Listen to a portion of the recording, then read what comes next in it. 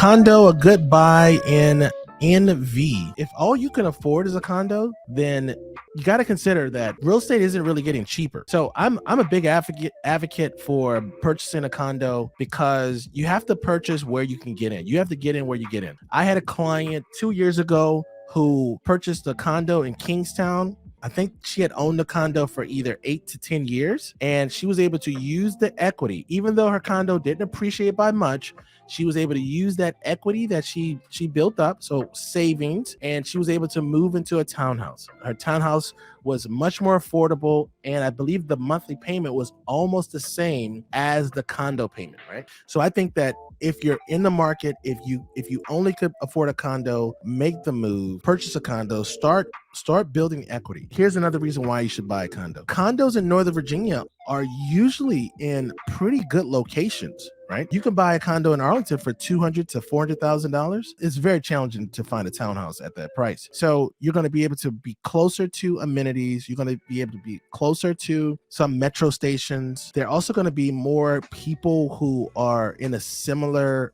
journey, a similar phase of life. As well, so a little bit more community oriented, and you get to start building equity. I think condos are a great buy to get into the market. Get yourself a condo, start off maybe wherever you are in the journey, wherever you are, no matter how old you are. We've helped individuals buy condos in their 20s, 30s, 40s. We've even had somebody purchase a condo in the Montebello in their 70s. That was the Montebello was going to, they planned for the Montebello to be their last move. So condos, I like them. I'm pro condos. So Gladys is saying, they keep telling me it's not a good investment. I think what Gladys is really saying is that condos don't appreciate at the same rate as townhouses or single family homes. And that's true. Condos do not appreciate at the same rate. So we're sharing a screen right now, and this is on bankrate.com. This is an amortization schedule. So let's say Gladys's situation is she's going to be buying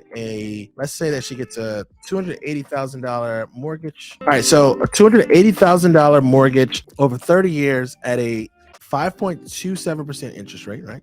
So this is just an estimate, right? So this is just for kicks and giggles. So if you look at the amortization schedule, let's say in 10 years, assuming that your mortgage, your property does not increase in value, you will now have a little bit under $60,000 in equity. Rather than look at this asset that's going to appreciate exponentially, look at this as a savings account. In 10 years, you're probably still going to be alive. If you're still going to be alive, if you rent over those same 10-year period of time, what will you have to show? Now, this conversation isn't a fair conversation because the rent versus buy scenarios don't take into consideration that you will most likely be paying a little bit more than it costs to rent if you purchase the property. And you have to assume that you probably will not save the money that you would be using when you're renting, right? So if you think about like the delta between renting,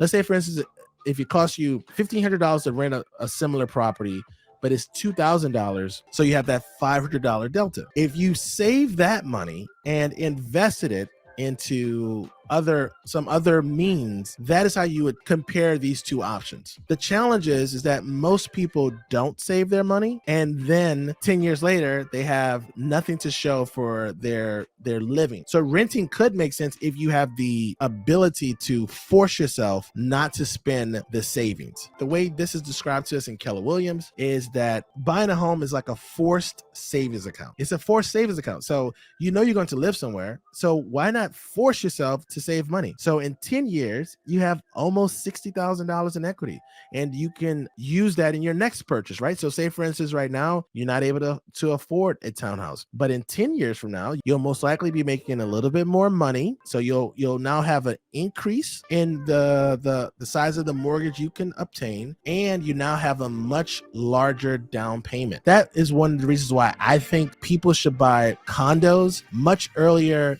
than they really anticipate, because it presents you with the option to save money while just doing the same thing you're doing right now, which is just living. I'm going to look up how much condos appreciated in Northern Virginia in the last 10 years. So we'll just look up condos. All right, so in 2011, the average sold price for a condo was $265,641. For 3-bedroom townhouses, the average sales price was $337,316. Right? So that was the difference. So now let's look at the numbers for 2022. The average sales price was $584,500. And then for a condo, the average sales price was $413,000. So that's our numbers right there. Let's do a little math. So that means that a condo appreciated by, on average, this is on average. So you would have had $148,000 and $170 in equity. So this is your equity on average. And then for a townhouse, you would have had